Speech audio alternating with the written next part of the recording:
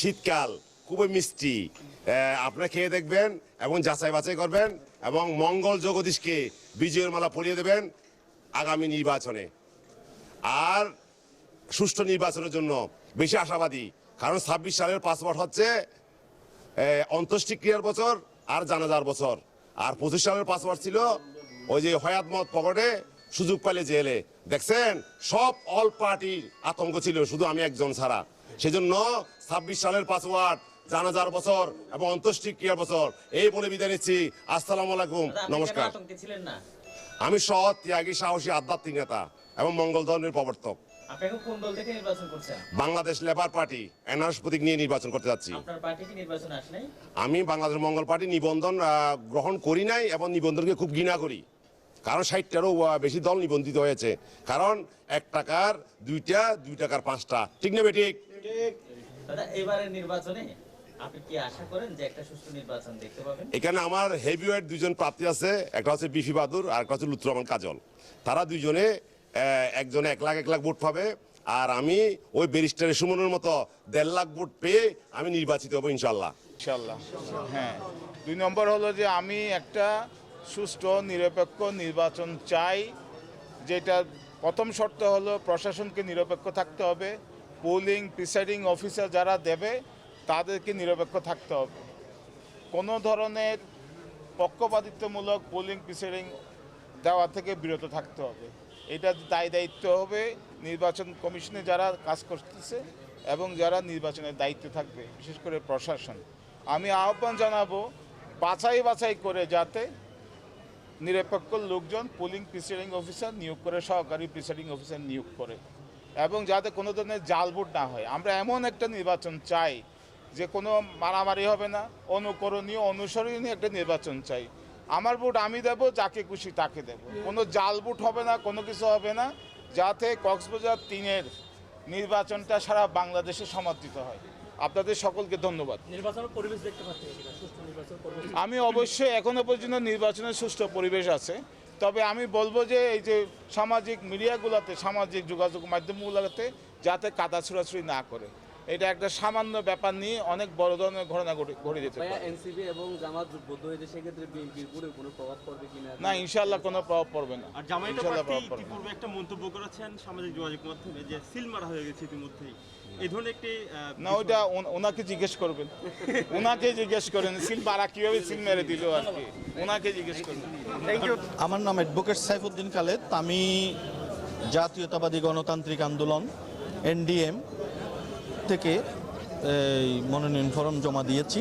আমার আসন হলো উকিয়া টেকনাফ, কক্সবাজার 4 উকিয়া টেকনাফ থেকে। আমার প্রতীক হলো সিংহ।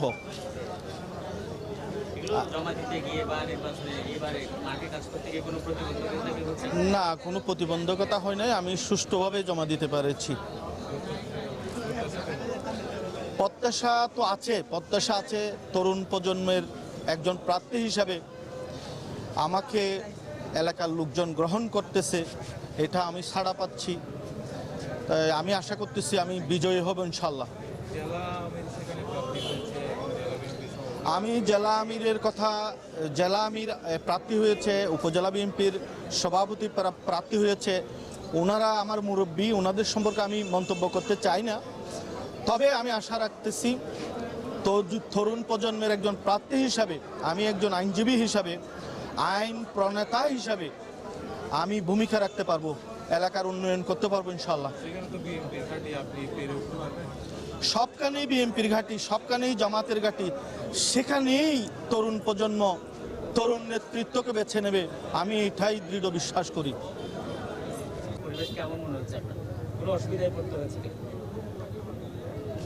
আমরা তো মনোনয়নপত্র জমা দিতে এসেছি এইমাত্র জমা দিতে এসেছি, এখনো অসুবিধা তো হওয়ার কথা না, অসুবিধায় পড়তে হয়নি।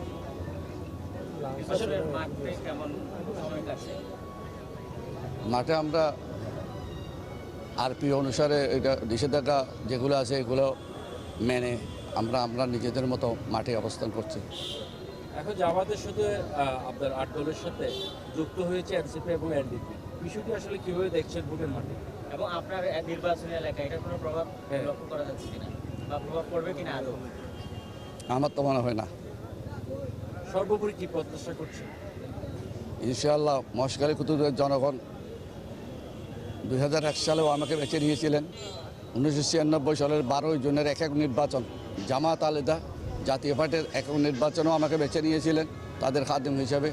আমি আশা করছি ইনশাআল্লাহ জামাতের প্রার্থী, এখন এদের প্রার্থী ঠিক হয়েছে কিনা জানি না, কি জামাত করবে না এনসিপি করবে না নাকি পাকা করবে না রিক্সা করবে, যেই করুন না কেন আমরা ধরছি জামাত আসতে পারে ইনশাআল্লাহ। আমি মনে করি আমি অতীতের মতো আমার মহেশখালী কুতুবদিয়াবাসী তাদের আমাদের দেশ নেত্রী বেগম খালেদা জিয়া এবং শহীদ রাষ্ট্রপতি জিয়ার যে মার্কা, যে প্রতীক, এবং আগামীর বাংলাদেশ আমাদের ভারপ্রাপ্ত চেয়ারম্যান জনাব তারেক রহমানের ঘোষিত 31 দফা আলোকে রাষ্ট্র পরিচালনার জন্য আমার কুতুবদিয়া মহেশখালী দানের শীষকে বেছে নেবে। আপনি কি নিজ দলের কোনো দলীয় গ্রুপিংয়ে করবেন এরকম কোনো সম্ভাবনা কি দেখছেন? না, দেখছি না। আমাদের দানের শীষের কোনো গ্রুপিং নেই, জাতীয় প্রতীক দানের শীষের কোনো প্রতীক নেই। প্রার্থীর নিয়ে এতদিন ছিল, কিন্তু এখন কোনো গ্রুপিং নেই, কোনো বিভাজন নেই, কোনো বিভেদ নেই। সবগুলো একসাথে আমরা মাঠে নামবো দানের শীষকে বিজয় করার লক্ষ্যে। সবার একই কথা, দানের শীষকে বিজয় করতে হবে, এই প্রত্যাশা। সবাইকে আপনারা সকলে জানেন আজকে বাংলাদেশের 300 আসনের জাতীয় নির্বাচনে মনোনয়নপত্র দাখিলের শেষ দিন।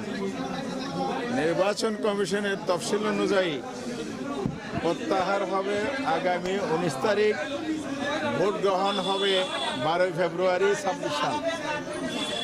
তার আলোকেই আমি নিজে আমার আসন কক্সবাজার 2 মহেশখালী কুতুবদিয়া, আমাদের কক্সবাজার 4টি আসন থেকে আমাদের অন্যান্য প্রার্থীগণ মনোনয়নপত্র আমরা সাবমিট করেছি। তা আমার সাথে কক্সবাজার 4-এর প্রার্থী জেলা আমির সাহেব মৌলানা নূর মোহাম্মদ আনোয়ার সাহেব আছেন। আমার বামে আছেন হলো কক্সবাজার সদর আসন নম্বর 3 শহীদুল আলম বাহাদুর, বিবি বাহাদুর হিসেবে পরিচিত, তিনিও মনোনয়নপত্র দাখিল করেছেন। আরেকজন প্রার্থী আমাদের আব্দুল্লাহ ফারুক, কক্সবাজার 1-এ কক্সবাজার চকরিয়া উপজেলায় সহকারী রিটার্নিং অফিসারের কাছে তিনি দাখিল করেছেন। খুব সুন্দরভাবে আমরা দাখিল করেছি 4টি আসনের 4 জন। যেমনটি বাংলাদেশে আমাদের 8 দলীয় জোটটা এখন 10 দল, সবাই যেখানে সমঝোতার ভিত্তিতে আমরা দাখিল করেছি। তো আমার আসনে আমি সরকার বা নির্বাচন কমিশনের সরবরাহকৃত নির্দেশনা অনুযায়ী যে ফর্মটি ওনারা সরবরাহ করেছেন মনে করছে যথাযথভাবে পূরণ করে সমস্ত দলিল দস্তাবেজ যা যা ওনারা চেয়েছেন সেগুলো দিয়েই আমরা দাখিল করেছি যথাসময়ে। এবং আজকে প্রতিক্রিয়া যদি বলতে হয় তাহলে 1 নম্বর প্রতিক্রিয়া হচ্ছে বাংলাদেশে যে নির্বাচনটি হতে যাচ্ছে এটা আমাদের দীর্ঘ প্রত্যাশা প্রতীক্ষার নির্বাচন। জনগণের অভিপ্রায় অন্তর্বর্তীকালীন সরকার সুষ্ঠু নির্বাচন অনুষ্ঠানের মধ্য দিয়ে, ওনাদের ভাষায় উৎসবমুখর পরিবেশে নির্বাচন অনুষ্ঠানের মধ্য দিয়ে বাংলাদেশ 12 ফেব্রুয়ারি নির্বাচনের মধ্য দিয়ে নতুন পদযাত্রা শুরু করবে।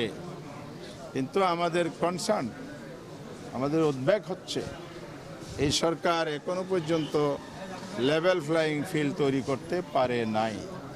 লেভেল ফ্লাইং ফিল্ড তৈরি যদি না হয় তাহলে ওনাদের প্রত্যাশা, জনগণের প্রত্যাশা পূরণ হবে না। সুষ্ঠু নির্বাচন, উৎসবমুখর পরিবেশে যে নির্বাচন সেটা অনুষ্ঠান করা সম্ভব হবে না। এই জন্য আমরা সরকারকে দাবি জানাবো লেভেল ফ্লাইং ফিল্ড তৈরি করতে হবে। এর জন্য কয়েকটা বিষয় জরুরি। একটা হলো অবৈধ অস্ত্র উদ্ধার করতে হবে, সন্ত্রাসীদের গ্রেপ্তার করতে হবে, প্রশাসনের নিরপেক্ষতা, সরকারি প্রশাসন, নির্বাচন কমিশন, মাঠ পর্যায়ের প্রশাসন সবারই নিরপেক্ষতা নিশ্চিত করতে হবে। ভোট কেন্দ্রে সিসিটিভি ক্যামেরা স্থাপন করতে হবে এবং পোলিং প্রিসাইডিং যাদেরকে নিয়োগ করা হবে সেই জায়গায় যেন কোনো পক্ষপাতিত্ব না হয় চিহ্নিত লোকদেরকে, বিশেষ করে বিগত দিনে যারা ডিউটি করেছে তাদেরকে বাদ দিতে হবে। সর্বোপরি সুষ্ঠু নির্বাচন যদি করতে হয় তাহলে এখানে পর্যাপ্ত নিরাপত্তার ব্যবস্থা করতে হবে। দখলদারিত্বের যারা কাজ করে, ব্যালট ডাকাতের কাজ করে, বিগত ধরনের ফ্যাসিবাদী আমলে যে নির্বাচন জনগণ দেখতে চায় না, এই সরকারকে সেই বিষয়গুলো চিহ্নিত করে যথাযথ পদক্ষেপ নিতে হবে, তাহলে নির্বাচন সুষ্ঠু হবে। আমি আশা করি এর মধ্য দিয়ে সুন্দর নির্বাচন হবে। বাংলাদেশে ইনশাআল্লাহ 300 আসনের এই প্রতিদ্বন্দ্বিতামূলক নির্বাচনে আমাদের যে জোট, যে সমঝোতা, তারা বিজয়ী হয়ে আসবে। আগামীর বাংলাদেশ গড়ার স্বপ্ন বাস্তবায়নে আমরা সবাই মিলে দেশ গড়ব ইনশাআল্লাহ। ইলেকট্রনিক মিডিয়ার সংবাদকর্মী ভাই ভাইরা সবাইকে শুভ সন্ধ্যা। আপনারা জানেন আজকে 29শে ডিসেম্বর ত্রয়োদশ জাতীয় সংসদ নির্বাচনের মনোনয়নপত্র দাখিলের শেষ দিন ছিল। কক্সবাজার জেলায় 4টি সংসদীয় আসনে আজকে সর্বমোট রিটার্নিং অফিসারের কার্যালয় এবং সহকারী রিটার্নিং অফিসারের কার্যালয় সহ 23টি মনোনয়নপত্র দাখিল করা হয়েছে।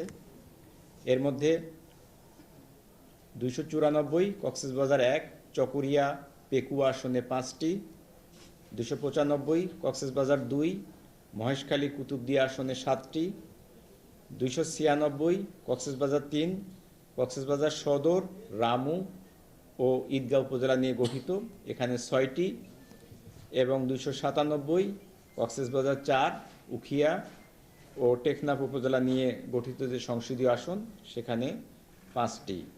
এই মোট 23টি মনোনয়নপত্র আমরা পেয়েছি। এই মনোনয়নপত্রগুলো আমরা যাচাই বাছাইয়ের জন্য তারিখ নির্ধারণ করেছি।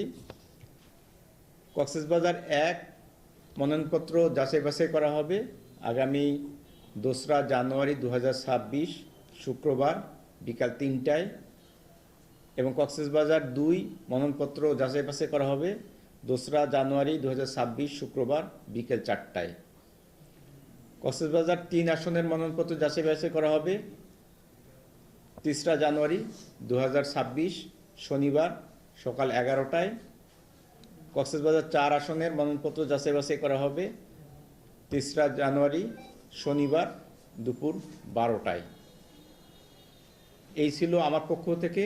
আপনাদের যদি আরও বিস্তারিত কোনো ইয়ে থাকে সেক্ষেত্রে আমরা জবাব দিতে পারি। মোট 28 জন ফর্ম গ্রহণ করেছিল, 23 জন জমা দিয়েছে। নির্বাচনে যে অনেক প্রার্থী বলছেন লেভেল প্লেইং ফিল্ড একটা তৈরির তারা আহ্বান জানিয়েছেন, এই ক্ষেত্রে জেলা প্রশাসন কর্তৃপক্ষ আমরা এই কক্সবাজার জেলায় সুষ্ঠু সুন্দর পরিবেশে এবং উচ্চমুখর পরিবেশে সংসদ নির্বাচন অনুষ্ঠানের লক্ষ্যে সব ধরনের পদক্ষেপ গ্রহণ করেছি। আইনশৃঙ্খলা রক্ষাকারী বাহিনী, গোয়েন্দা সংস্থা, এবং যখন প্রচার প্রচারণা শুরু হবে আমরা রাজনৈতিক নেতৃবৃন্দের সাথে আহ্বান জানাবো সবাইকে যে আমরা সকলে মিলে এই কক্সবাজার জেলা আমরা সুষ্ঠুভাবে এই ভোট অনুষ্ঠান করতে পারি।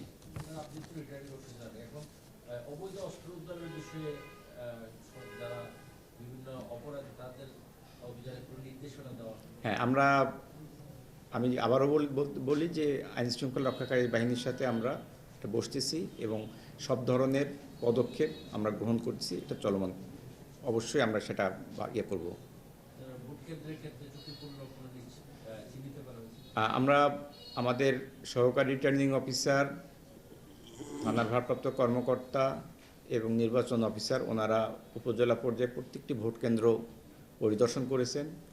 ভোট কেন্দ্রের যাতায়াত ব্যবস্থা, অবকাঠামো, বিদ্যুৎ, পানীয় জলের ব্যবস্থা, ওয়াশরুম সব আমরা রেডি করার পদক্ষেপ গ্রহণ করছি। এছাড়াও আমি নিজে, আমাদের পুলিশ সুপার মহোদয়, আমাদের জেলা নির্বাচন অফিসার সহ আমরাও বিভিন্ন উপজেলা বা সংসদীয় আসনে ভোট কেন্দ্রগুলো পরিদর্শন করতেছি। সর্বশেষ একটা জানাবো, নির্বাচনের আচরণবিধি মানার ক্ষেত্রে নির্দেশনা দেওয়া হয়েছে, আর না মানলে স্যার কি হবে? আচ্ছা, আপনারা জানেন যে সরকার এটা আচরণবিধি মানার জন্য একটা নির্দেশিকা দিয়েছে। আমাদের এই জেলায় প্রত্যেকটি উপজেলা ভিত্তিক আমরা 2 জন করে নির্বাহী ম্যাজিস্ট্রেট নিয়োগ করেছি, যারা প্রতিনিয়ত আচরণবিধি বিষয়গুলা তদারকি করছে এবং যে আইন বা বিধি অনুসারে যদি কোথাও কোনো ব্যত্যয় পাই অবশ্যই আমরা আইনানুগ ব্যবস্থা গ্রহণ করব।